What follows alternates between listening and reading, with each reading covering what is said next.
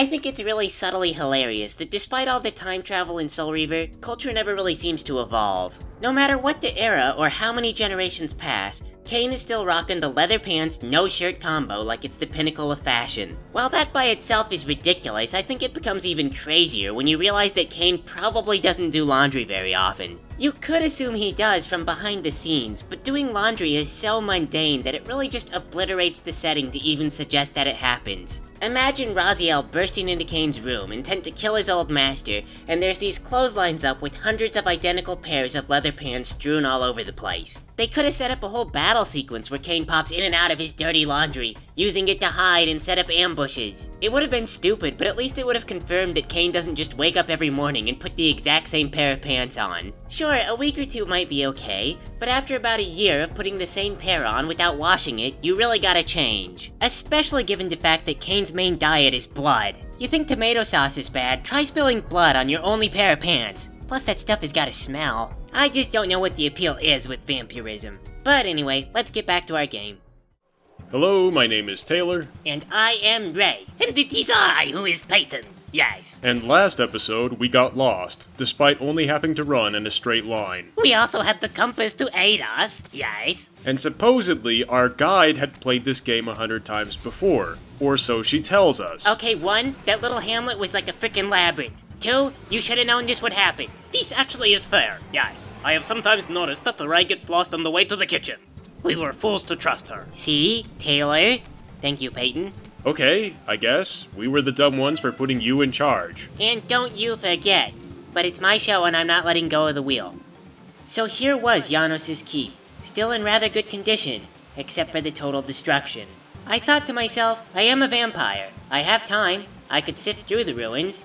But I was getting bored and frustrated just thinking about it. Then I figured maybe I could explore the mountains further. I'll come back to this later. Sorry to keep you, Raziel. Yes. But Janos' keep is destroyed. Oh, damn it, Kain. What? Yes. Does Raziel not like Kain's pun? I don't like you. Period. I asked you to leave me alone, not to follow me into the far reaches of the future. But Kain has provided you with a great deal of space, Raziel. Kain has not bothered you for centuries. It doesn't count if it's time Never mind. At least you're not here to whine about how I didn't kill you. I've been getting that a lot lately. You are at least grateful that I didn't kill you, right? Great. Good. I'm glad. Raziel, Kain knows what you are doing, and he went backwards in time and found the ancient race. Yes, and he talked to them. Yes. What, just like that? You went back in time and just talked to the ancient race? Yes. There was many questions to be asked for, so Kain went back and he asked the questions. He used the time streamers, of course. Oh, yeah. No, I did that same thing. I didn't get, like, tricked into the future or anything or trapped. Good, just got yes. Then it sounds that Raziel is as aware as Kain of the dangers we now face. Right. But we're not on a team, though, Kain, because we're still not friends here. Raziel, this is not the time to be independent. Yes, the Hilden are upon us. Well, the Hilden are not going to be able to kill me, I think. Of course not. They have merely made your roll into the trap. Yes. Right, the trap that's gonna be sprung on me to do... Raziel, Kain underestimated you, yes. He feared you would be ignorant of this plan. But truly, Kain sees you are his son. Yes. Okay, well, I know all about this plan, but just... You know how Kain sometimes... You used to give orders, but they would be in, like, riddles, and then me and the other guys, we wouldn't know how to do what you wanted, so we would just sort of make it up, and...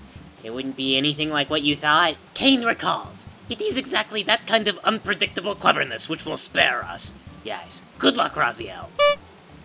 Okay. So, anyway, I figured I could go explore the rest of the mountains. So there we go! That was our one chance to learn a bunch of stuff, and Kain just totally blows it. In the original dialogue, Kain is just really cryptic and then doesn't tell you anything, which doesn't make any sense because he came here specifically to warn you of a danger that he then doesn't warn you about. I think you misunderstand Kain's intentions. Kain comes to lord knowledge over you. I don't know, Kain is a jerk and he would do that kind of thing, but Raziel's kind of a misanthrope too.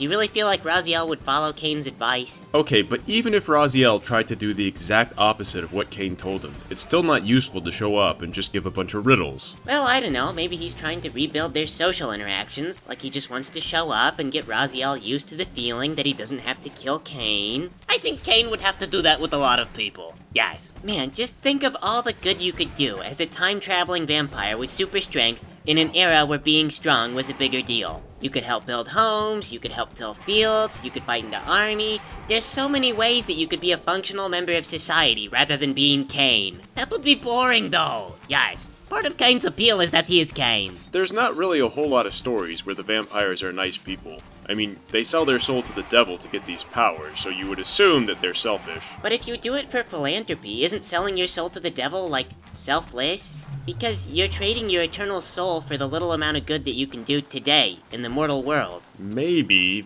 but I kinda doubt that the devil would give people powers if they were really nice. He's probably kinda selective about it. Well, that doesn't make too much sense, though, because why would the devil want to bargain with people's souls if they were already bad and already gonna go to hell? No, it makes sense if you think about the devil giving these powers to people who would be corrupted by power, but would otherwise just live uneventful lives. Well, that just sucks for vampires then, because then it's implied that anytime you're approached by the devil with a contract, you must be some kind of dumb butt with no self-control. Right, and I'm fairly certain that's the impression that you're supposed to have about vampires. But these vampires are different, yes. They are not the same as the devil vampires. That may be true, but they are still totally self-absorbed and almost completely useless to all of society. So I noticed there's this temple here within walking distance to a town. It's got that great big eyeball that vaporizes anyone who goes near it. It's amazing the way that still works. You know, if I was a town person nearby there, I would put together a plan to destroy that thing. Yeah, really. I mean, you know the kids are gonna go down in the valley, and one of them is gonna get vaporized by that stupid thing. Well, so be it. Yes, this is Darwin at work. Nuh-uh. Nobody ever gets Darwin. It's not that the best survives or the most omniscient survive. Dying from a totally preventable accident doesn't mean that you're too stupid to have kids. Darwin just says that those who resist change move on, like maybe a society that looks after its own members. If a kid gets killed by something dangerous, it doesn't necessarily improve your gene pool. It just goes to show that maybe your society isn't fit to move on because you're losing kids. No, yes, I maintain my ignorance. Soon, selective breeding will produce children who are immune to the eyeball. Of course, just like how if you don't put guardrails up over a ledge, then sooner or later people learn how to fly. Once again, I found these ancient murals. Everyone was naked, the vampires had stink lines. I had no idea what any of it meant. I'm starting to get the impression that all this ancient history has less meaning than Raziel wants to believe. I don't know how it would be too relevant. The thing about ancient history is that you can learn from it, but I mean, if everyone knew why things happened or how to solve it, then they would fix it. These murals really just show us that there's a problem in Nazgûl that's been around for longer than anyone can remember. Have the two of you noticed that Kane does not have any nipples? Yes? Well, now that you mention it... I ask because I see they lack presence in the murals as well. Yes. Why? I guess 'cause, you know, if you can't have babies, then nipples would just be a weakness. Like, they don't callus over, that's why sometimes they bleed when you jog too much. They bleed when you jog too much? Yeah, 'cause when you jog, your shirt will rub against your nipples and it can make them bleed. This happens to joggers. Less so with women, 'cause they get to wear a sports bra. But Kane does not even wear the shirt. Yes. Well, I didn't say his evolution made a whole ton of sense. I just said that that's what happens, and maybe that's why Kane would evolve away his nipples. Maybe he did it for aesthetic reasons. Well, if you could evolve for aesthetic reasons, you'd think that Rahab or Duma or Zaphon or anyone else would have evolved the same way. Well, I'm not sure, Ray. I'm not really an expert on vampire evolution. I also do not believe that Kane has the belly button. Yes. Well, he had a belly button and nipples during Blood Omen 2, so this is apparently a vampire evolution. So, you turn this thing on. I guess it's a nightlight. No, just give it a second. I'm sure it does something. Oh, see, there you go. It's gonna open the door. Okay, it's gonna just explode the door and then leave a gate still standing in the way. What was the point of that? Yes! Who hires these engineers? Maybe it's broken. You know how we were saying that it's amazing that all these things still work after thousands of years? Maybe they don't all still work after thousands of years. I don't know. That gate looks pretty sturdy to me. I think someone really sat down in a boardroom and they laid out this design and they said, yep, That's what we want this to do. But then that is just such a middle finger to the Chosen One. How did they know that Raziel was gonna have the power to go into the spectral realm? Maybe it is to remind the Chosen One that he is nothing before the greater destiny. Yes, it is so he does not get the big head. If you think back, they have demonstrated that they know that Raziel can go in the spectral realm. Apparently, they just never questioned why. Actually, I read that it was planned that Kain could go in the spectral realm, and in fact Raziel was gonna eat Kain's soul, and he was gonna gain the power to go in and out of spectral at will. That never really panned out or came to fruit, but it kind of implied that Raziel got his powers from Kain all along. I mean, the whole thing was all just his vampire heritage. Ray, you cannot bring non-canon sources of information into canon discussions. I don't see why not. The game series never really concluded, so maybe Kain was gonna go spectral. Because then maybe you say that Kain is to become the G.I. Joe. Yes, because someone on the Legacy of Kain team is a blasphemer. But there's so much stuff in this game that was added but then not finished. Like, there's places you can climb to, the roofs of that little hamlet we just came through, you can climb around those. We were supposed to get the ability to shift into spectral at will. It's in the game files. Yes, and we were also supposed to be able to devour Ariel, but this did not happen. So okay, let's see if we can figure out what this place is supposed to be just based on this cutscene. We've got a lion, it's breathing on us. Got another lion over there, also breathing on us. And a great big tube with a snake wrapped around it. I'm gonna put out the guess that there was some kind of cultural reason that 2 lions breathing on a snake was some kind of element. Not saying it makes sense to us, just that it makes sense to them. It's gotta either be the element of halitosis or the element of air. So in what kind of cultural story did 2 lions breathe on a snake, and that leads to air? Okay, hang on, we're gonna get another clue to their culture. Here we go. We've got a zombie, sacrificial zombie, being watched by a big scary face, which is related to the element of air, because this spirit is sometimes associated with air. Okay, that's good, and sometimes having an indomitable spirit is equated to being like a lion. Oh, yeah, So yeah. if you had a really strong spirit, which Courage. is like air, then 2 lions would be... Really strong. Would be air. Really strong air. Okay, then explain what is the snake?